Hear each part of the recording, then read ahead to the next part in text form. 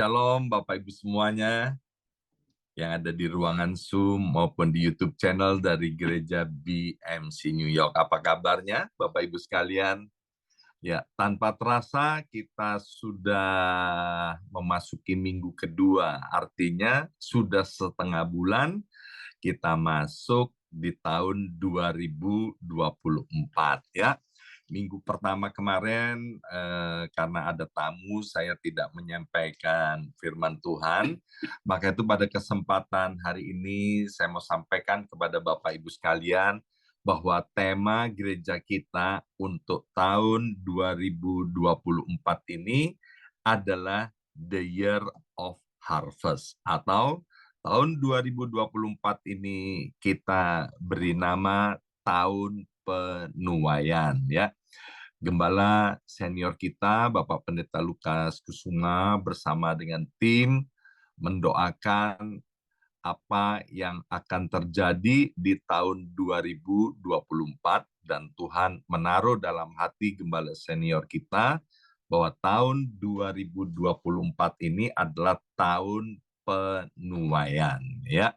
Alkitab bilang terjadilah seperti apa yang kau percayai, terjadilah seperti apa yang engkau imani. Iman itu timbul dari pendengaran, dan pendengaran akan firman Tuhan ya. Dan saya mengaminkan apa yang didapatkan oleh gembala senior saya, gembala senior kita semua, bahwa tahun ini setiap kita akan mengalami yang namanya penuaian. Penuaian yang baik dan terbaik di semua area kehidupan kita, dan penuaian itu adalah penuaian yang besar-besaran. Mengapa kita akan menuai besar-besaran? Sebab Tuhan kita itu adalah Tuhan Allah yang maha besar, namanya adalah Yehovah Jireh, Allah yang menyediakan, dan penyediaan Tuhan itu tidak terbatas. Nah, ayat emas kita untuk tahun 2024 ini diambil dari Mazmur 126 ayat 5 sampai dengan ayat yang ke-6. Saya harap Bapak Ibu sekalian bisa menghafal ayat ini dengan baik-baik, karena ini akan mengilhami kita dan akan menjadi pelita buat kaki kita dan terang buat jalan hidup kita sepanjang tahun 2024. Ayo kita baca bersama-sama dari tempat kita masing-masing. 2, 3. Orang-orang yang menabur dengan mencucurkan air mata akan menuai dengan bersorak-sorai. Orang yang berjalan maju dengan menangis sambil menabur benih, pasti pulang dengan sorak-sorai sambil membawa berkas-berkasnya. Ayo kita ulangi sekali lagi, 2, 3. Orang-orang yang menabur dengan mencucurkan air mata akan menuai dengan bersorak-sorai. Orang yang berjalan maju dengan menangis sambil menabur benih, pasti pulang dengan sorak-sorai sambil membawa berkas-berkasnya. Saya rindu kita akan membacanya sekali lagi, dan kata orang kita ganti dengan nama kita masing-masing ya. Di sini ada 2 kata orang. Yang pertama orang-orang, itu kita ganti dengan nama kita. Kemudian yang kedua ada kata orang, kita ganti dengan nama kita masing-masing. 2, 3. Yosua Yongki yang menabur dengan mencucurkan air mata akan menuai dengan bersorak-sorai.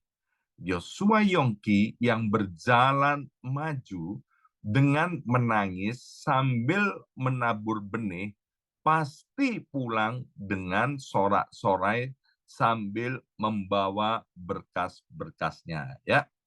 Nah, Bapak Ibu sekalian, Mazmur 126 ini memang tidak diketahui siapa penulisnya. Beberapa penafsir Alkitab mengatakan bahwa yang menulis ini adalah Nabi Ezra ya. Nah, saya mau cerita latar belakang dari Mazmur 126 ini. Nanti Bapak Ibu sekalian bisa membacanya secara lengkap karena cuma ada beberapa ayat di Mazmur 126 ini. Kita tahu bahwa bangsa Israel karena dosanya, karena ketegar-tengkuannya, ya, dia menyembah berhala, tidak taat kepada Tuhan, dan berulang-ulang itu dilakukan sehingga sangat menyakiti hati Tuhan. Tuhan mengingatkan bangsa Israel itu sedemikian rupa, tetapi rupa-rupanya bangsa Israel memilih untuk tidak takut akan Tuhan, tidak mau menghormati Tuhan. Ya, maka itu ketika kesabaran Tuhan sudah habis, maka Tuhan memakai cara untuk mengingatkan, untuk mendidik, untuk mendisiplin bangsa Israel dengan cara mereka seluruh penduduk Yehuda itu Bapak Ibu sekalian ya, yang tinggal di Yerusalem itu diangkut, dibuang ke Babel, semuanya dibuang ke Babel ya. Nah, ketika ada di Babel, itu orang-orang Israel kemudian dia berseru-seru kepada Tuhan. Kalau orang Surabaya bilang gini, kapok Tuhan, ampuni Tuhan. Nggak enak di pembuangan Tuhan. Aku kepengen kembali ke Yerusalem. Ya. Nah, setelah 70 tahun, Bapak Ibu sekalian, maka kemudian bangsa Israel itu mendapat perkenan Tuhan untuk dibawa pulang kembali ke Yerusalem. Hal ini seperti too good to be true ya. Mereka nggak punya pengharapan Bapak Ibu sekalian untuk mereka kembali ke Yerusalem ya. Nah, setiap kita yang hidup di dalam dosa, setiap kita yang mengalami hal-hal yang tidak baik hari ini, kadang-kadang kita udah takut untuk bermimpi, untuk mengalami pemulihan dan sesuatu yang baik. Dan itu kita anggap too good to be true. Ya kan? Sehingga, aduh nggak usah yang muluk-muluk deh, nggak usah mimpi yang aneh-aneh aja. Ya, seperti orang yang berputus asa, mereka bilang gini, gelinding wae, mengalir saja apa katanya Tuhan ya. Dan kemudian orang-orang Israel tiba-tiba dibawa pulang ke dari Babel, dibawa pulang ke Yerusalem. Wah, itu kalau Bapak Ibu sekalian nanti baca mulai ayat yang pertama, mereka seperti mimpi katanya ya. Tapi ketika sampai di Yerusalem, ya mereka kan harus memulai hidup ini lagi. Waktu kita mendengar ada orang-orang jatuh di dalam dosa, atau hidupnya jauh dari Tuhan dan kemudian terpuruk. Kita sering dibilang orang begini, ya, waduh sayang ya, kamu harus mulai dari nol lagi. Ya, dan saya percaya apa yang dikatakan oleh orang seperti itu. Tapi seperti orang yang pergi ke sekolah, kelas nol terus naik ke kelas 1, 2, 3, 4, sampai ke kelas 6. Kalau dia harus mengulangi lagi dari kelas nol, untuk mencapai ke kelas 6 tentu tidak dibutuhkan waktu 6 tahun. Kalau dia memang sungguh-sungguh mau mengulang, mungkin bisa ditempuh hanya dalam tempo beberapa bulan saja. Bahkan tidak sampai 1 tahun ya. Itu namanya dimulai lagi dari nol ya. Maka itu kemudian dikatakan dari Mazmur 126 ini, orang Israel itu harus menabur lagi. Dan mereka menaburkan sampai mencucurkan air mata.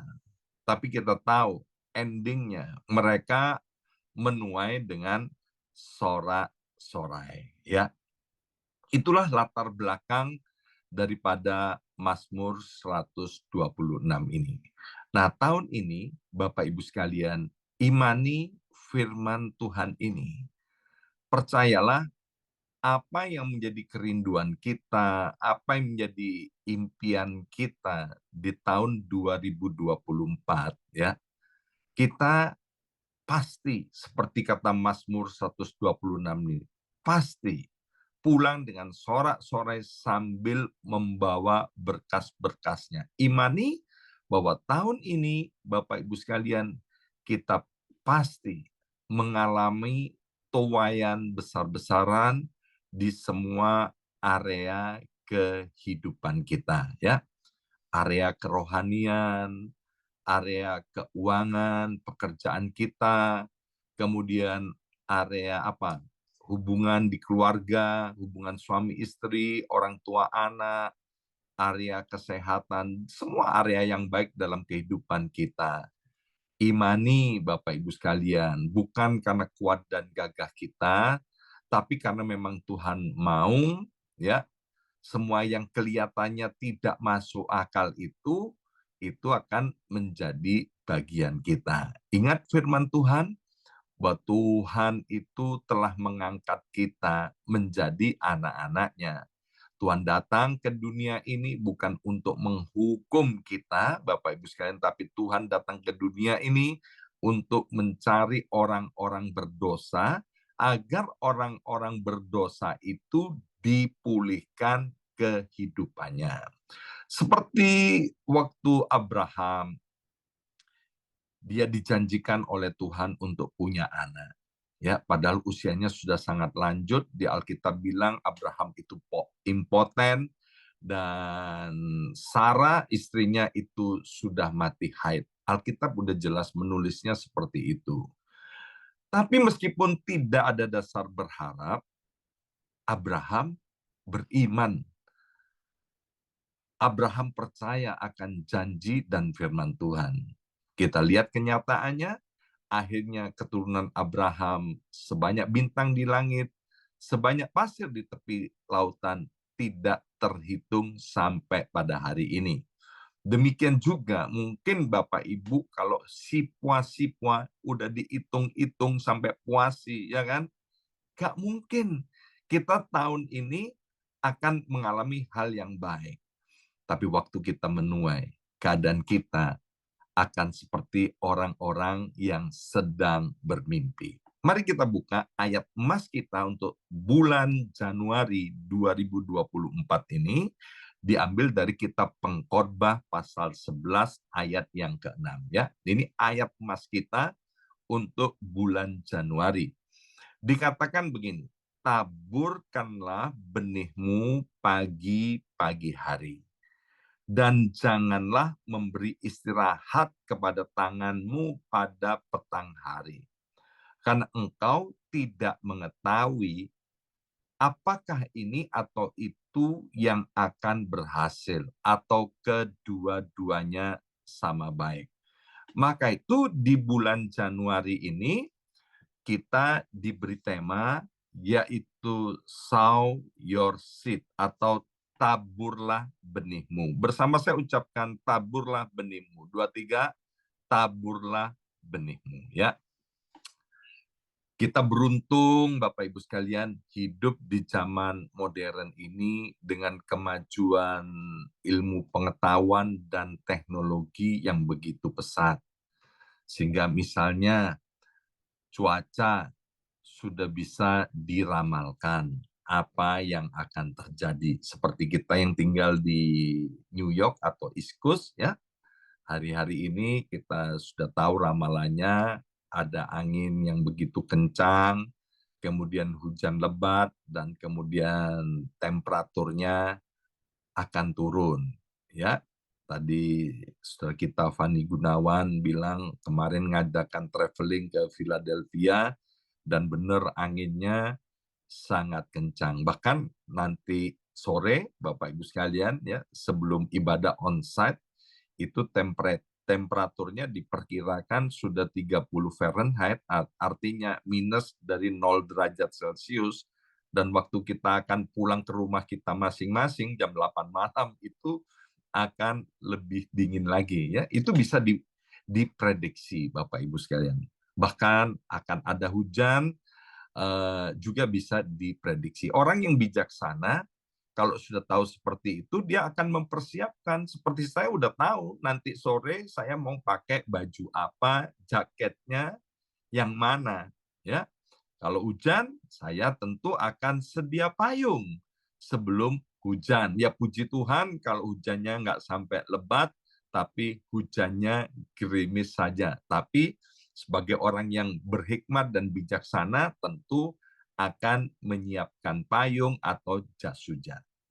Tahun 2024, ya, menurut para ahli ekonomi, ya, kemudian ahli cuaca, ahli sakit penyakit, ahli keuangan, ya, berbagai para ahli itu, bahkan nabi-nabi Tuhan menyatakan bahwa tahun 2024 ini bukanlah tahun yang mudah, ya. Tahun 2024 akan banyak hal-hal yang buruk yang akan terjadi, Bapak Ibu sekalian, ya. Kalau kita menyimak tanda-tandanya di tahun 2024 ini, di awal ini sudah 14 hari kita memasuki tahun 2024, bencana alam, ya, terjadi di mana-mana, gempa bumi, kemudian kecelakaan kereta api, kecelakaan pesawat, ya, kemudian banjir, dan lain sebagainya. Akan ada hal-hal yang lebih parah daripada itu.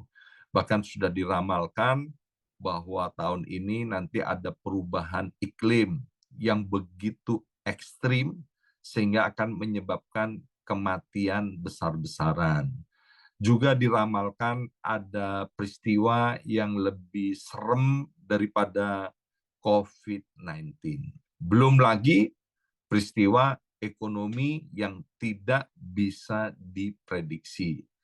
Lagi, kita yang tinggal di Amerika tahu bahwa tahun ini kita juga ada pemilihan presiden. Di Indonesia juga sedang ada pemilu, ya. Menyinggung sedikit tentang pemilu di Amerika. Ini kan akan ada pertarungan dari Joe Biden dan Donald Trump. Kalau sampai Donald Trump tidak jadi presiden, maka Donald Trump akan dipenjara. Demikian juga kalau sampai Joe Biden nggak jadi presiden, maka Joe Biden yang akan dipenjara. Itu gambaran besar yang akan terjadi di Amerika, Bapak Ibu sekalian. Dan nanti kita akan lihat dampaknya seperti apa. Tapi meskipun ada hal-hal yang menakutkan di depan ini sedang menanti, kan kita udah dikasih tahu.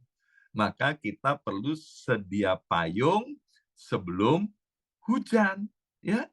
Kita bisa mengantisipasi semuanya itu. Seperti yang ditulis di dalam Alkitab Perjanjian Baru, Rasul Paulus berkata kepada jemaat di Korintus, memang pemberitaan tentang Kristus ini itu adalah kebodohan bagi mereka yang akan binasa. Ya, Rasul Paulus bilang begitu kepada jemaat di Korintus, karena jemaat di Korintus waktu diajarin firman Tuhan, banyak yang nggak percaya.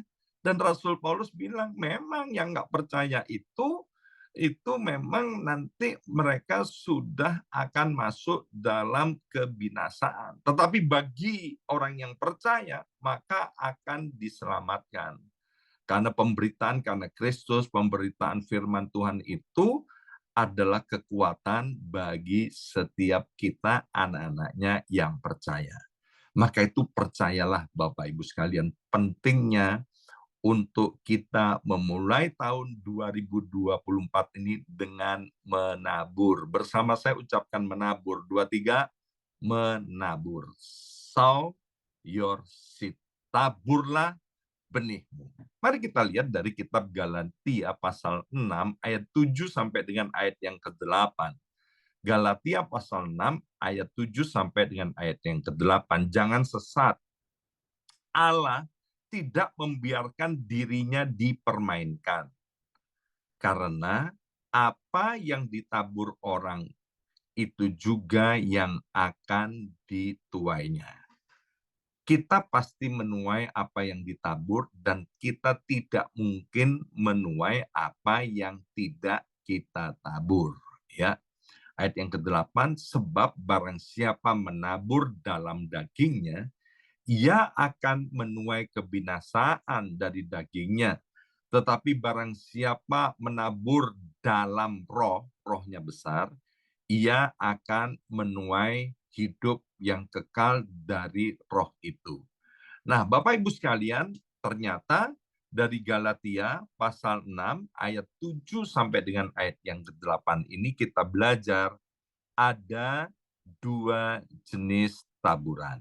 Ya, yang pertama yaitu menabur dalam daging. Ya, itu nanti Bapak Ibu bisa baca sendiri dari Galatia pasal 5 ayat 19 sampai dengan ayat 21. Dan yang kedua adalah menabur dalam roh. Ya. Nah, dari dua macam taburan ini dikatakan kalau kita menabur dalam daging, maka kita pasti menuai kebinasaan. Sekali lagi, kalau kita menabur jagung, pasti menuai jagung. Kita nggak bisa punya iman begini. Aku menabur jagung, aku punya iman, aku menuai kacang. Nggak mungkin, Bapak Ibu sekalian, karena ada hukum Allah dan hukum alam yang tidak bisa ditentang dan tidak bisa dilawan. Saya seringkali katakan seperti hukum gravitasi bumi bahwa benda akan jatuh ke bawah.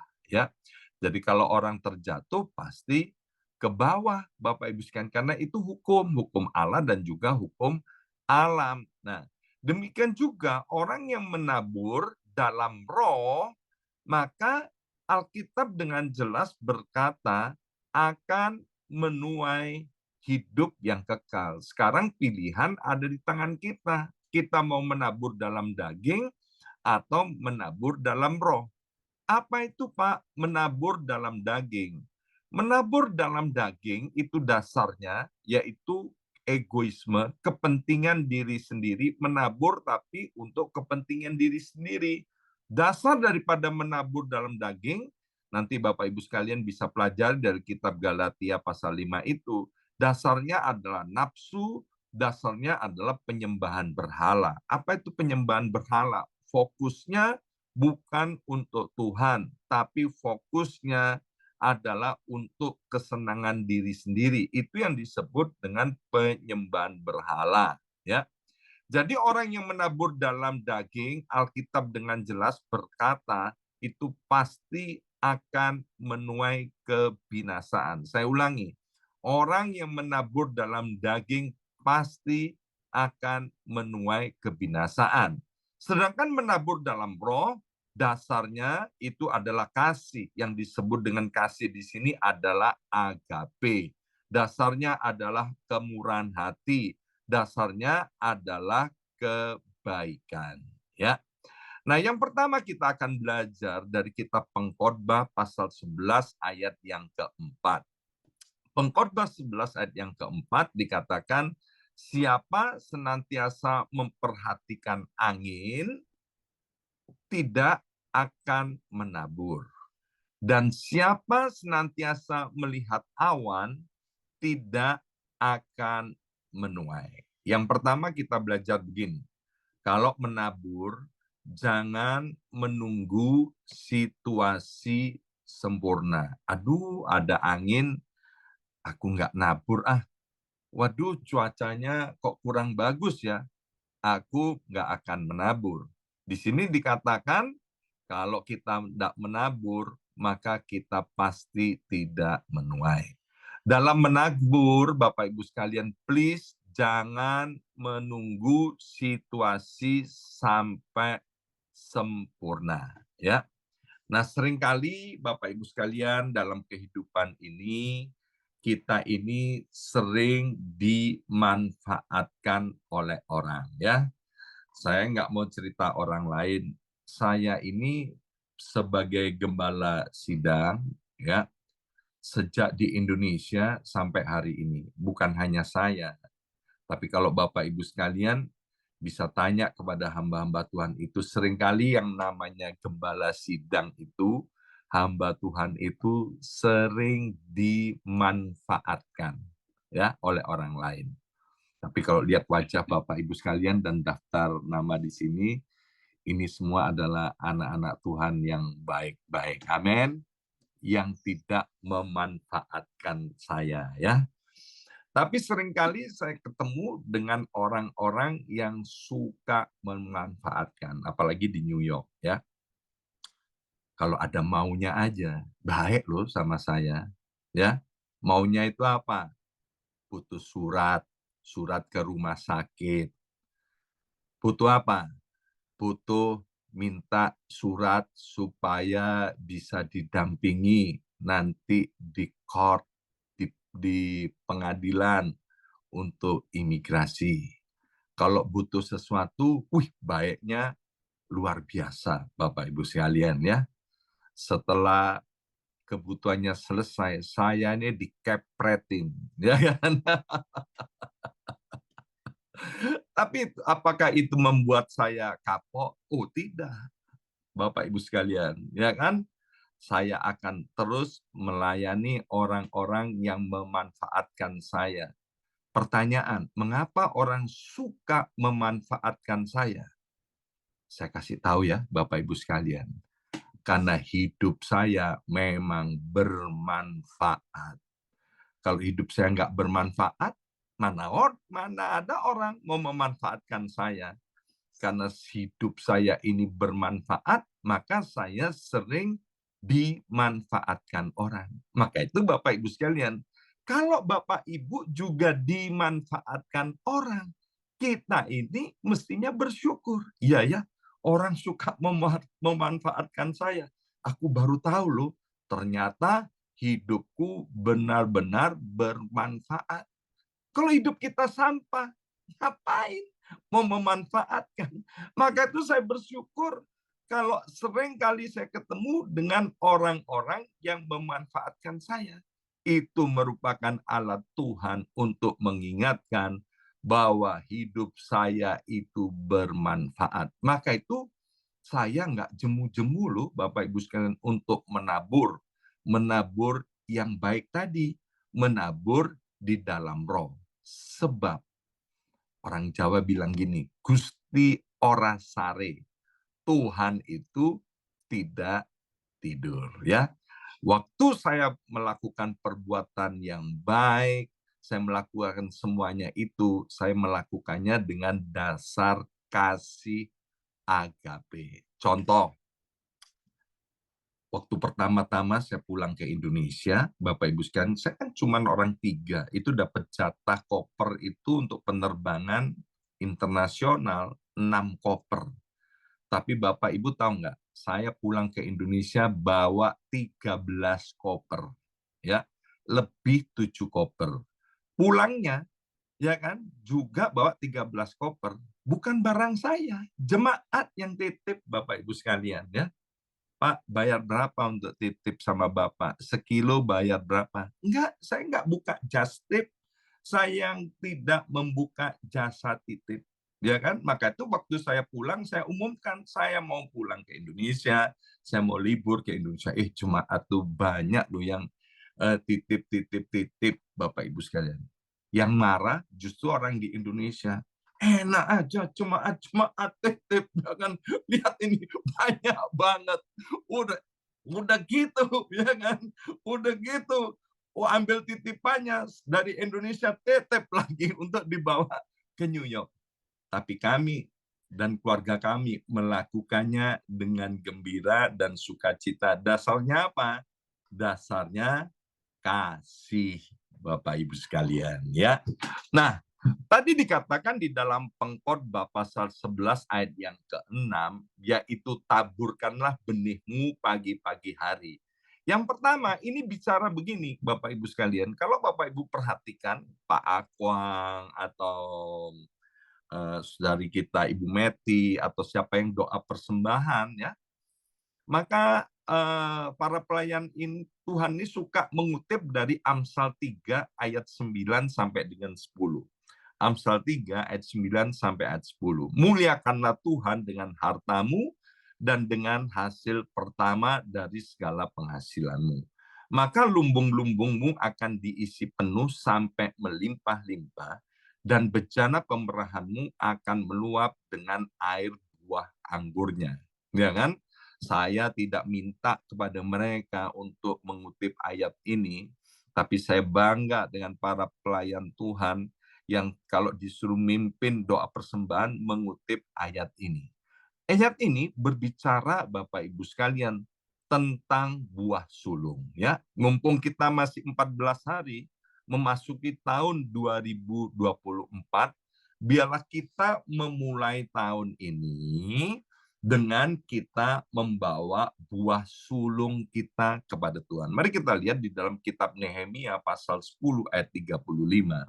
Nehemia pasal 10 ayat 35 dikatakan, lagi pula setiap tahun kami akan membawa ke rumah Tuhan hasil yang pertama dari tanah kami dan buah sulung segala pohon. Keluaran pasal 13 ayat yang pertama sampai dengan ayat yang kedua berkata, berfirmanlah Tuhan kepada Musa, kuduskanlah bagiku semua anak sulung.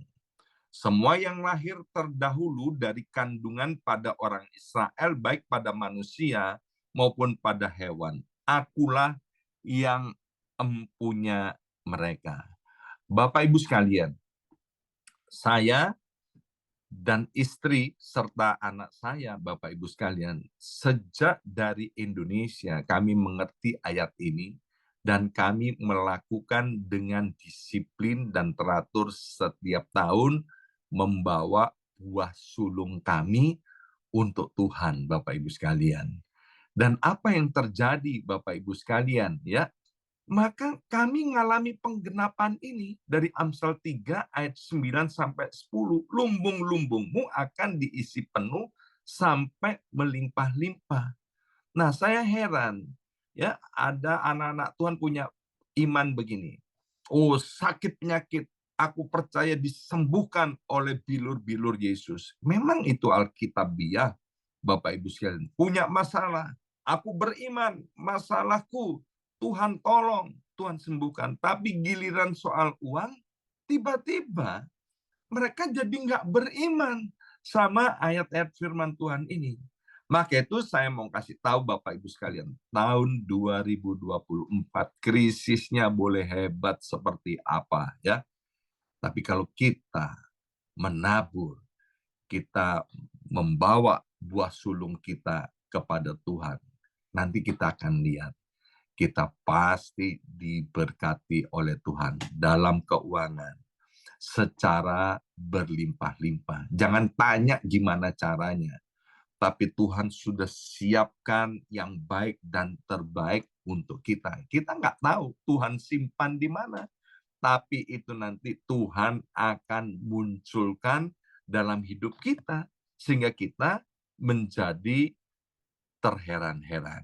Nah, saya mau katakan, ketika kita menabur, ketika kita membawa buah sulung kita, tanpa kita sadari, kita sedang melepaskan diri dari perbudakan. Sekali lagi, ketika kita menabur, ketika kita membawa buah sulung kita ke rumah Tuhan, maka tanpa kita sedang sadari, kita itu sedang melepaskan diri dari perbudakan, ya.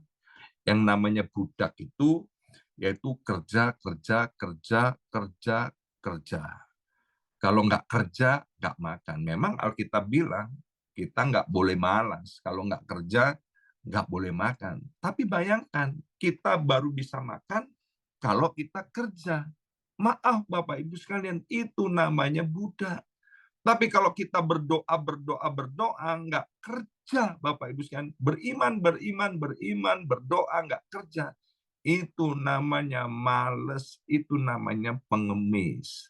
Tapi anak-anak Tuhan yang berhikmat dan bijaksana, mereka kerja, kerja, kerja, tapi mereka juga menabur, Bapak Ibu sekalian. Sehingga apa? Akan mengalami yang namanya financial freedom, akan mengalami yang namanya tuaian besar-besaran, dan melepaskan diri dari kutuk perbudakan. 2 Timotius pasal 2 ayat yang ke-6 berkata, 2 Timotius 2 ayat yang ke-6, seorang petani yang bekerja keras haruslah yang pertama menikmati hasil usahanya, ya.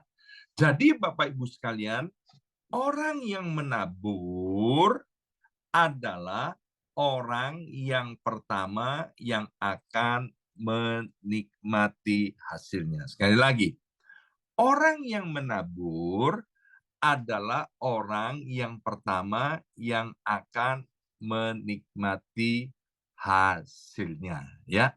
Nah, Bapak Ibu sekalian, kita di dalam Tuhan, ya, kita tidak percaya dengan yang namanya hukum karma, ya.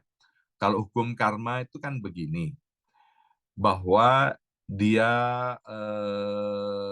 melakukan kebaikan agar supaya dia bisa diselamatkan, ya.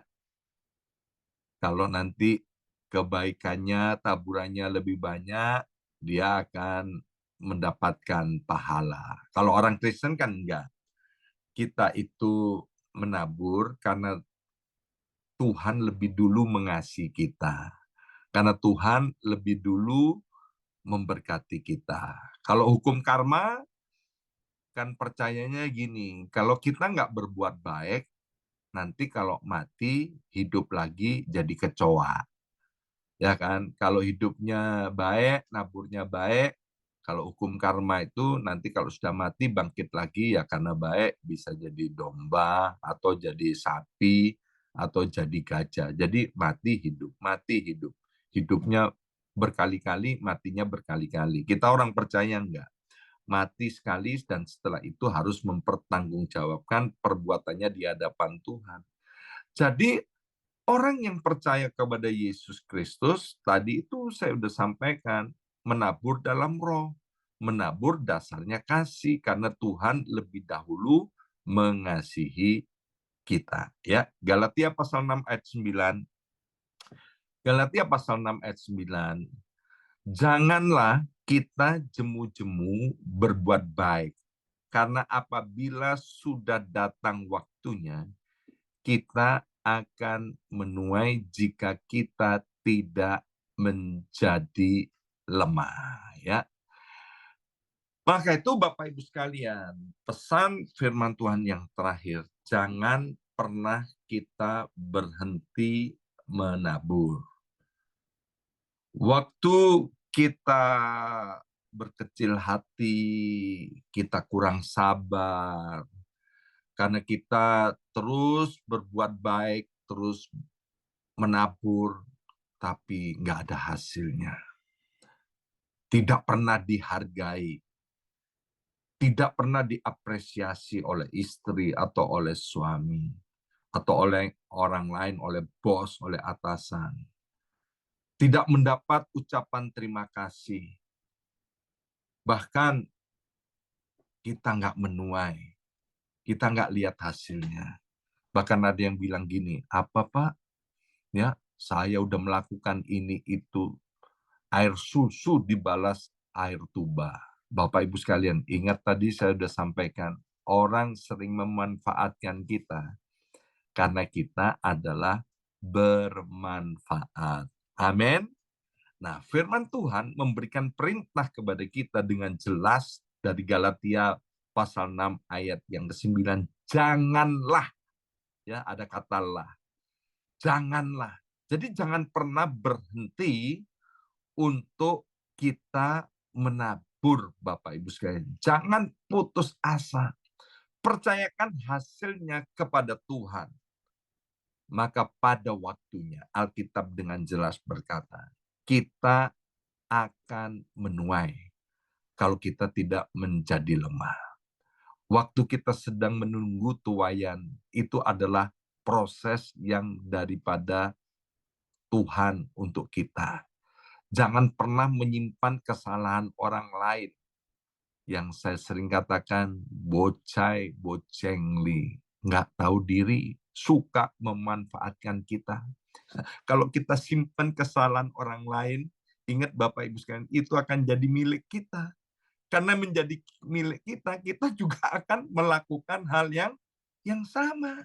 Jadi orang yang bocai, bocengli, bodoh, biarlah itu urusan orang yang tidak tahu diri itu udah. Biar urusan orang itu sendiri dengan Tuhan. Tapi biarlah kita terus menabur yang baik. Kita menabur apa yang kita ingin tuai. Dan nanti lihat Bapak Ibu sekalian, Tuhan akan membuat segala-galanya menjadi indah, menjadi baik. Pada apa? Pada waktunya Tuhan. Ya, saya berdoa tahun 2024 setiap kita, ya, semua jemaat Tuhan yang ada di BMC, New York, Philadelphia, dan Colorado, yang percaya akan kebenaran firman Tuhan ini, yang mau sedia payung sebelum hujan ini, yang mau menabur, memberi yang terbaik, yang baik kepada Tuhan, maka tahun 2024 krisisnya boleh modelnya apa aja, namanya boleh apa aja, tapi kita akan menuai yang baik dan terbaik dari Tuhan secara berlimpah-limpah di semua area kehidupan kita. Mari kita berdoa, materaikan siap benih kebenaran firman Tuhan ini. Bapa, biarlah kami mau menjadi orang yang bijaksana. Karena kami tahu Tuhan, Engkau berkehendak agar supaya kami ini hidup dan hidup itu di dalam segala kelimpahan di semua area kehidupan kami. Maka itu Bapa, biarlah Roh Kudus memampukan kami untuk kami melakukan firman Tuhan. Yang berkati setiap anak-anak-Mu yang sudah melayani dan mempersembahkan ibadah secara online ini. Kami tahu Tuhan ini adalah taburan daripada anak-anak-Mu. Maka itu kuatkan hati setiap pelayan Tuhan ini untuk tidak jemu-jemu dalam melayani Tuhan. Karena waktunya akan tiba, mereka akan menuai besar-besaran daripada apa yang ditaburnya. Mari angkat kedua belah tangan kita, arahkan wajah kita ke sorga, dan terimalah berkat dari Allah Bapa di sorga, Allah Bapa yang mencintai dan mengasihi kita, Bapa yang disembah oleh Abraham, Ishak, dan Israel. Bapa di sorga menurunkan segala berkat yang baik dan terbaik berlimpah-limpah, dicurahkan dalam hidup kita, melalui anaknya yang tunggal Yesus Kristus, dan persekutuan yang manis dengan Roh Kudusnya. Tuhan menyertai kita, Tuhan melindungi kita, sehingga perjalanan hidup kita senantiasa dibuat beruntung dan berhasil. Yang percaya terima berkat ini dengan iman, dan dalam nama Yesus katakan amin 3 kali. Amin, amin, amin.